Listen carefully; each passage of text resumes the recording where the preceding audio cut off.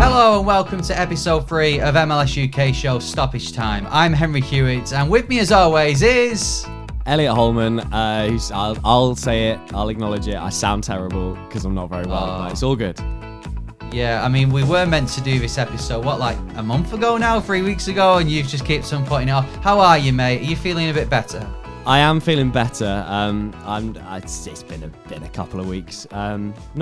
Just can't shake it. It's not the dreaded C word, not that one.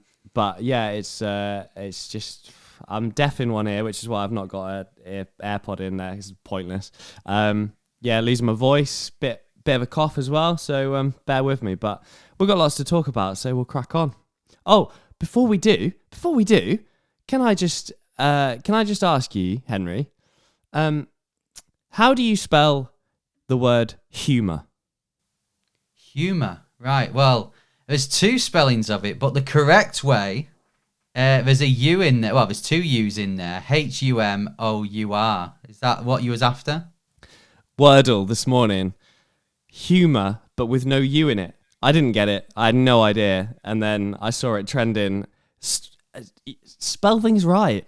So I've never played Wordle. I've missed out on this fad, but I see it a lot happening on Twitter. So you're playing Wordle, but it's the American spelling of stuff. Is that right? Yeah, it's the first time it's happened to me. I don't know if this is a common occurrence where we get an American spelling, but I on and off this morning, I kept coming back to it over the course of an hour, thinking, I don't know what this is. I can't get this at all.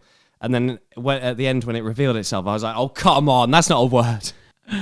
Well, we'll show on this episode, and we'll show as we approach the new season of the MLS UK show, the full episodes, that we've got plenty of humour as we bring back all the old games and stuff like that. And that's what we want to announce. So we kind of teased it last week. We said it was going to be announced on Tuesday. Elliot's ill, so we're recording this on Wednesday.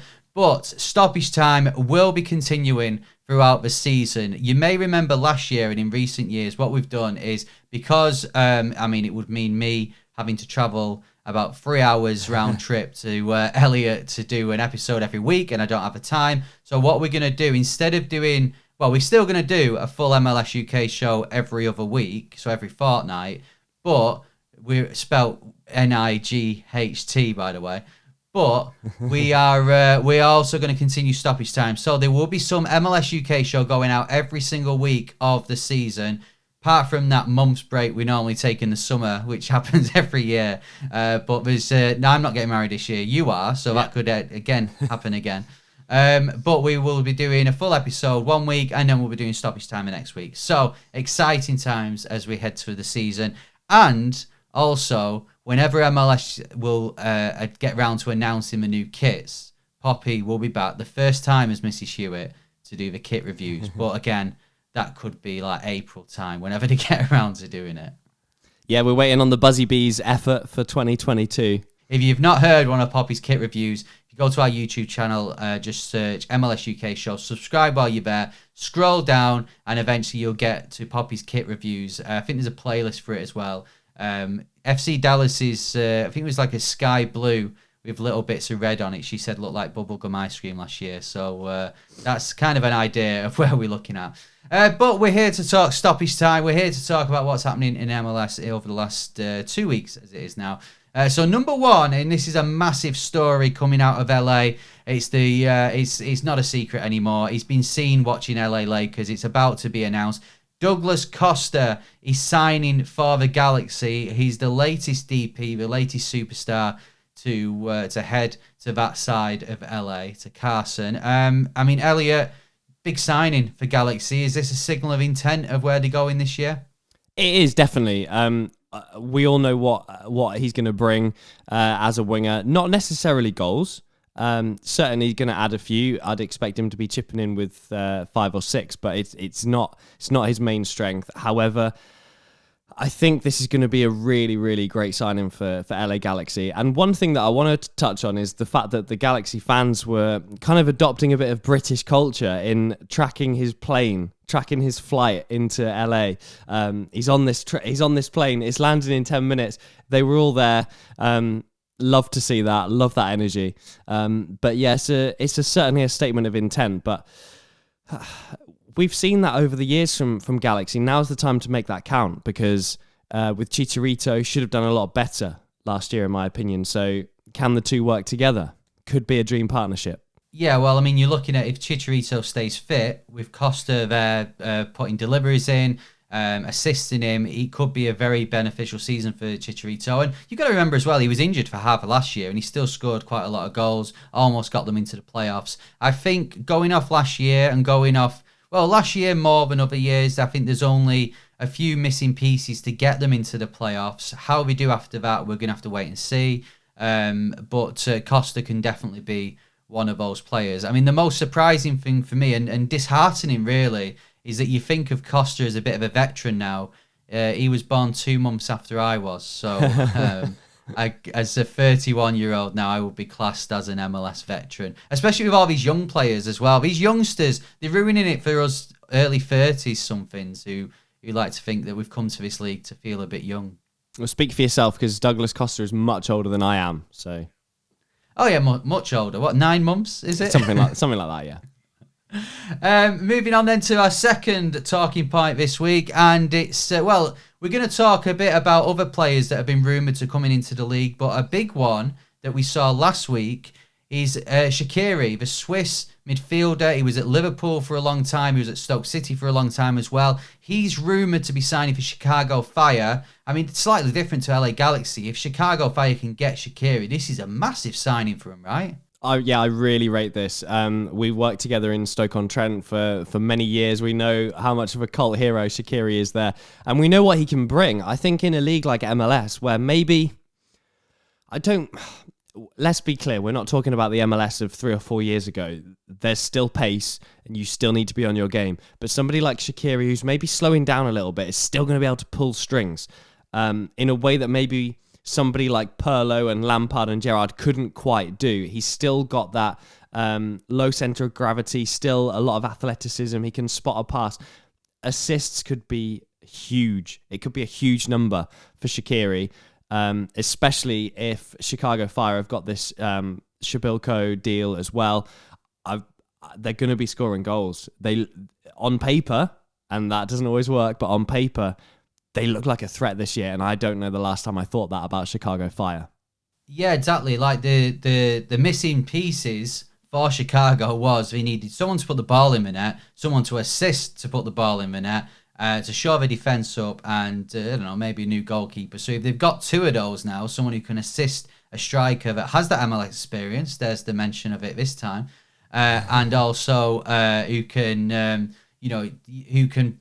put the ball in the net, and also Shaqiri who can assist. He's good set piece taker as well. This could be a really big double signing for Chicago. Kind of reminds me of Orlando when Nani came in, and then you had. Obviously DK coming through as well. It all seems to come together at the right time. Could be similar for Chicago, with Shaqiri. So this hasn't been done yet. I mean, this was a few days ago. Has there been any more talk of this? Because by what I saw, it was kind of done deal. We're just waiting to dot the I's of Shaqiri and cross the T's, which there isn't any in Shaqiri, so we're already halfway there. Yeah, so $7.5 million. It's a transfer from Lyon. We're told it's done, just not signed, and he's going to be meeting up with his teammates very soon. So for me, definitely going to happen. This is somebody who's won the Premier League, somebody who's won the Champions League. You referenced Nani joining Orlando. 100 appearances for Switzerland national team as well. He's bringing experience, but he's still got it. Another man who has been rumoured to sign. Now, I don't know how far along we are with this one. I don't think we're anywhere near the Shaqiri level of crossing T's and dotting I's of this one. But a man who does have a T in his name to cross is Carlos Tevez. There were rumours last week that he's about to sign for DC United. Interesting move. I don't think I've heard much of Tevez in the last few years. Could this work, do you think? I personally don't see this deal coming off. I think it was reported from afar as a potential. I think him and his agent were looking for a final payday, and they're sort of circulating his name a little bit, like when you play Football Manager and they're just trying to get the wheels in motion. So not heard a lot more on this particular deal. Would be great, of course, to see what's left of Carlos Tevez, because you're right, we don't know what level he's at anymore. We haven't seen him in action, but certainly on paper that would be a great move for DC, but it seems a long way off.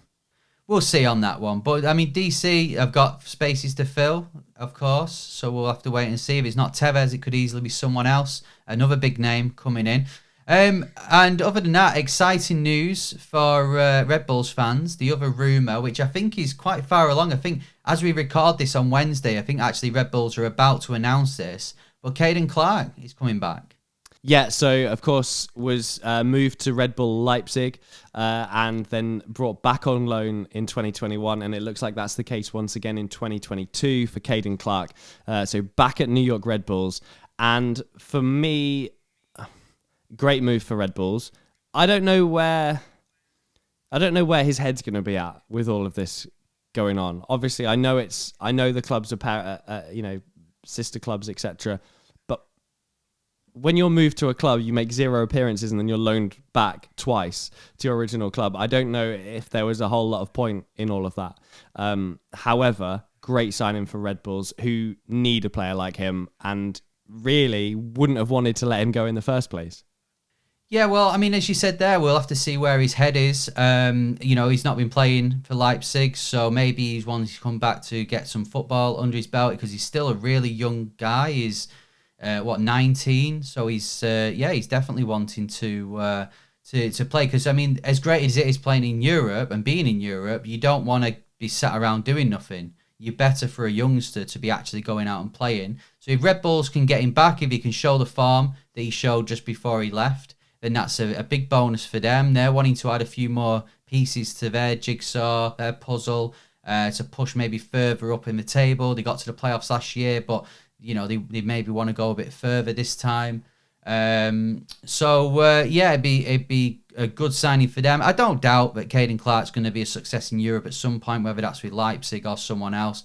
But for now, we want to see these young, energetic, talented players in MLS, so it's exciting for us. I say that a young player there, going to the other end of the spectrum, is a man who, let's face it, we lost Diego Valeri of our Portland loving. I think we've never said anything negative about Portland on the MLS UK show. So when you lose Valeri, I don't think I could take losing Blanco at the same time. But good news, everyone. Sebastian Blanco is sticking with Portland. He's about to sign a new contract. We talk about that MLS experience. I think experience in general is what you need in MLS. Portland, of course, had a great season last year, falling at the final hurdle. And he's someone who would be a tough man to replace, especially when Valeri's gone as well. So this is a good thing for Portland, right? Absolutely. And you've hit the nail on the head there. If you're going to lose Valeri, you don't want to lose Blanco as well. We know how important it is to try and keep these rosters as balanced as possible. You don't want to lose two really experienced and, more importantly, really good, talented players. When it comes to Blanco, he's going to be that third DP. We weren't sure what the deal was going to be. He's going to take up a DP slot, but he's not going to make more than the maximum TAM charge, which is $1.62 million. So it's a relatively cheaper deal than the one he was on. I think it's a really, really good bit of business, strong bit of business from Portland. And how they fill that Valeri void, not just on the field, but off it as well, remains to be seen. Yeah, and if they end up playing Orlando in MLS Cup this year, or US Open, which is coming back as well, then he will be the face that I will get on a green T-shirt to support Portland. Excellent. I can't wait. I really look forward to that personally. So, but that would, of course, mean Orlando making MLS Cup, which isn't going to happen. Right, and so our final talking point this week on Stoppage Time, it's Bob Bradley. He's back in MLS with Toronto. I mean, he never left, actually, did he? He was with LA to the end of the season. But he's moved north. He's with Toronto. And he's actually been digging out a few players who were there last year. Toronto had an awful season last year compared to heavy standards, their big standards, and he's been calling a few players out. One of those players who was there last year, we thought he might leave, but actually there's talk now that he's going to stay, is JOZY Altidore. Yeah, so interesting this from Bob Bradley. I've not seen too many outlets pick this up in a quote that he did with some media availability yesterday, I believe it was. And he said that he arrived in Toronto not convinced that a lot of players on the roster actually wanted to be at the club, which I think is a very strong statement. A lot of players have, of course, left.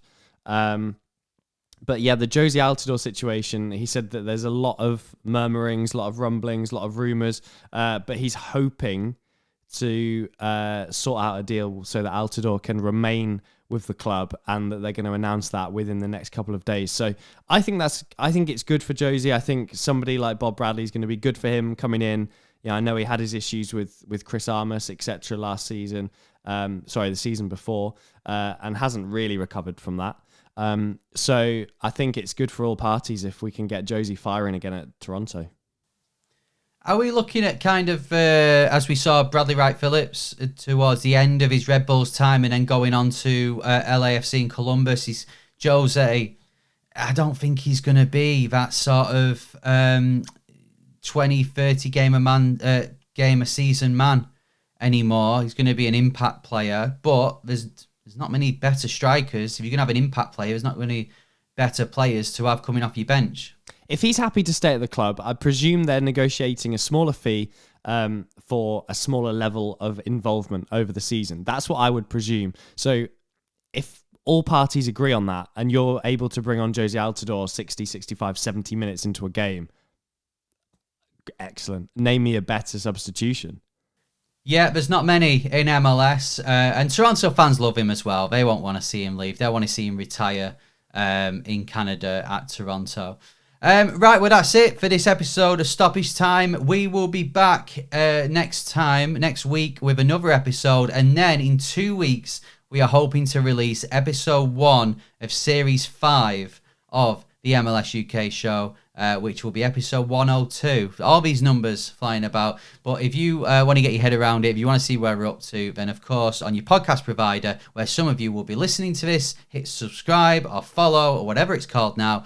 We're talking Apple, Spotify, Google, Acast, all of the above and more. We're on there. So make sure you follow us and you'll get a notification as soon as we drop a new episode, whether it's Stoppage Time or the main episodes. If you're watching on YouTube, hit subscribe as well. Throw us a like, hit us a comment. Tell us if you've got any comments on anything we talked about today. Get in touch. And finally, I'll tell you what, I'll let you do this, Elliot. Where do we go if they want to follow us on social media?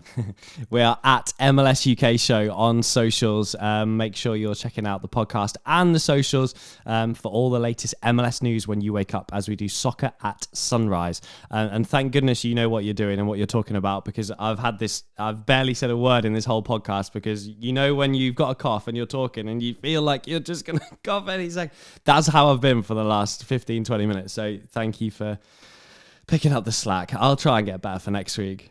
Before I go, I want to give a shout out to Soccer90. Head to soccer90.com where when it becomes available, whenever MLS announce it, come on, we want to see all the new shirts. Poppy's itching to give a description on them.